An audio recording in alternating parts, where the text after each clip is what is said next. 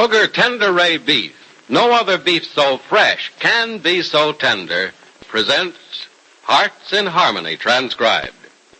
K is for Kroger, C is for cut, B is for beef. KCB means Kroger cut beef, and Kroger cut beef means more meat for your money. Yes, Kroger cut beef gives you more meat, less waste. And the reason is this. Before the meat is weighed and priced, the Kroger method of cutting beef removes excess bone, excess waste, and stringy ends. Mind you, that's before the meat is weighed and priced, which means more meat for your money. And it's top U.S. government grades of beef. It's tender, juicy, rich red, and marbled with just the right amount of flavory fat. Yes, in Kroger cut beef, you get a better value in top-grade beef. For example, take a specific cut of beef, say a Kroger cut chuck roast. Before the roast is weighed and priced, the Kroger method of cutting beef removes excess waste and stringy meat. That means you get a better value because you get more solid meat, only a minimum of bone. Yes, you receive more meat, less waste, whether you buy a steak or roast. So visit your neighborhood Kroger store soon. Make it a rule to get Kroger cut beef. It gives you more meat for your money. And now, Hearts in Harmony. They took the bandages off Penny's face and gave her a mirror. The hand that held it trembled a little, and then the mirror dropped upon the bed.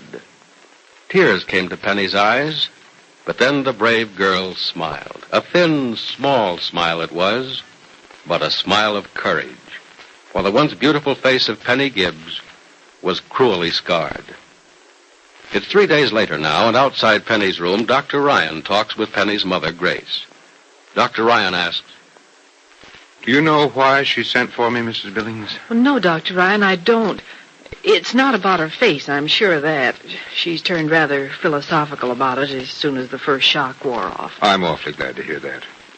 When you told me about her first reaction, I was afraid we'd have a sick girl on our hands for a long time. Well, I hope she's not just pretending, Dr. Ryan. If she is, I'll find it out. Has she been told about her eyes? Yes, she has. You think that's why she has to see you? I have an idea it might be. She was told the scars on her face can be taken care of in due time, but there's a different story in regard to her sight. Well, what does Dr. Weston say about her eyes? He knows only what the tests told him, Mrs. Billings. There has definitely been some injury, but how serious, how permanent, he doesn't know, nor do I. It may be a mental thing, a reaction to the tragedy of the accident. But Dr. Ryan, she doesn't know about Barry. I'm aware of that, but if she were to know about Barry at this time, so soon after the shock of seeing the scars of her face, she would suffer such a mental as well as physical blow that, well, she might easily go totally blind. Oh, you think then that it's just shock that has impaired her vision? I'm waiting for an analysis of Dr. Weston's test to determine that. We're having a specialist diagnose her case. I'll know better then. Well, when do you expect the report? Any minute now. Oh. Dr. Weston said he'd call me as soon as he received it. We'll study it together, and then I'll talk to you about it. Well, then I better wait. Wait? Oh, you're going back to Rossville? I intended to. I just can't leave the entire house and the children constantly. I go back every few days and help the poor child with some of the heavy work. If I don't, I'm afraid Nora will be our next hospital case. Well, we certainly don't want another one in the family. Certainly not just yet. You go back to Rossville, Mrs. Billings, and I'll phone you after I've talked with Dr. Weston and Penny. Are you sure you wouldn't rather have me stay? There's nothing you can do here that you can't do just as well at home. And I know it's a tonic for you to see Jed. Mm-hmm. You haven't seen much of each other lately, have you? Not for more than a few hours since the accident. Well, you go home to Jed, Mrs. Billings. And I'll phone you this afternoon or see you in person in Rossville sometime this evening. And don't worry, Mrs. Billings. By all means, don't worry. Just a minute. Come in. Hello, Penny. Oh, hello, Dr. Ryan. Oh, now. Why is that pillow covering the side of your face, young lady? Don't you think... Don't you know? I know you have a few ugly scars on that lovely face of yours. But to surgery, they're nothing but scratches. Scratches? Oh, thank you, Dr. Ryan, but you should see them. I'd like to. May I? I'm not a very pretty sight. And I'm not a pretty sight either. But I don't hide my face from my friends. And I'm one of your best friends. So you should feel the same way about me. Come on, let's see. All right. Pretty bad, isn't it? I don't think so. I know a surgeon who'd hesitate taking a fee for the amount of work he'd be required to do on you. That's really how minor those scars are. Honestly, aren't they bad? In contrast to the unmarred part of your face, the scarred portions look terrible, I agree. But I'm speaking medically when I say the scars aren't bad at all. And in very short order, they'll be done away with. Please believe me. Will you? Oh, I want to believe you. Is that why you sent for me? Yes. Yes, I wanted to know what I could tell Barry about my face. I know it's going to hurt him terribly when he sees me, but I want to be able to assure him that the scars are only temporary. You can tell anyone who asks that they're only temporary.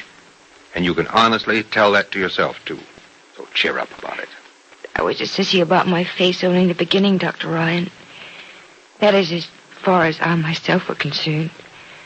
I was so childish. It was definitely not childish. The fact that you recovered so quickly and completely is proof that it was not. Are you sure your face is all you wanted to see me about? That's all. But Dr. Weston told you everything I've told you, didn't he? Yes, and so did Mother. Dr. Ryan, I felt for days that Mother and Dr. Weston and everybody in the hospital have been trying to protect me from something. Oh, I see. But you knew the heartless Dr. Ryan would tell you the terrible truth, didn't you?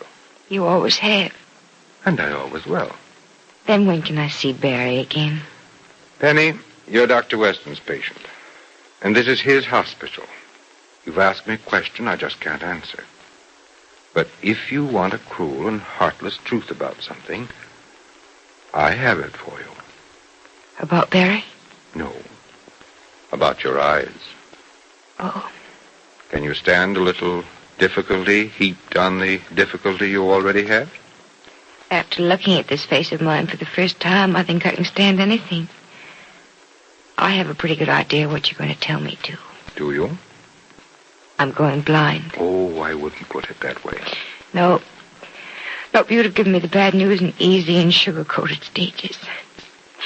I act like a baby only in unimportant matters like the looks of my face, for instance, but when it comes to losing my sight, and a matter as tragic as that,